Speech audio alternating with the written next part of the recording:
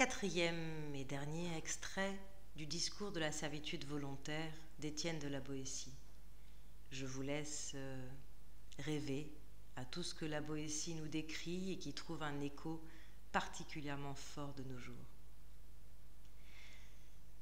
Cette ruse des tyrans d'abêtir leurs sujets n'a jamais été plus évidente que dans la conduite de Cyrus envers les Lydiens, après qu'il se fut emparé de leur capitale et qu'il eut pris pour captif Crésus, ce roi si riche.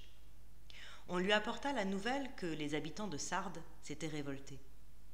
Il les eut bientôt réduits à l'obéissance, mais ne voulant pas saccager une aussi belle ville, ni être obligé d'y tenir une armée pour la maîtriser, il s'avisa d'un expédient admirable pour s'en assurer la possession. Il y établit des bordels, des tavernes et des jeux publics, et publia une ordonnance qui obligeait les citoyens à s'y rendre.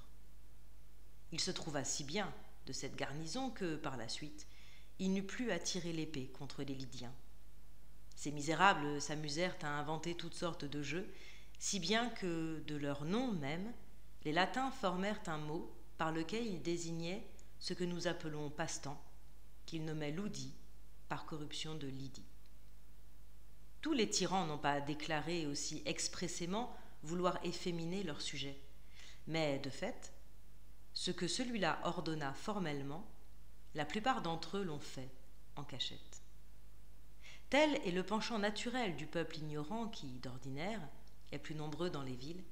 Il est soupçonneux envers celui qu'il aime et confiant envers celui qui le trompe.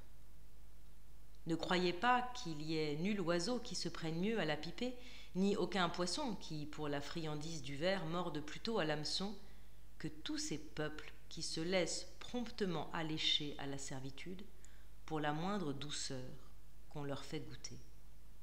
Ces choses merveilleuses qu'ils se laissent aller si promptement pour peu qu'on les chatouille.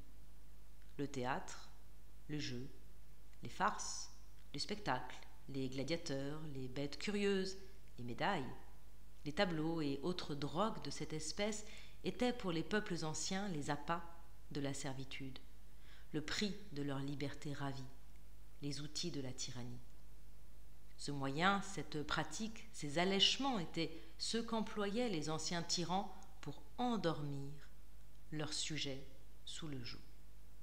Ainsi, les peuples abrutis, trouvant beaux tous ces passe-temps, amusés d'un vain plaisir qui les éblouissait, s'habituaient à servir aussi niaisement, mais plus mal, que les petits enfants n'apprennent à lire avec des images brillantes.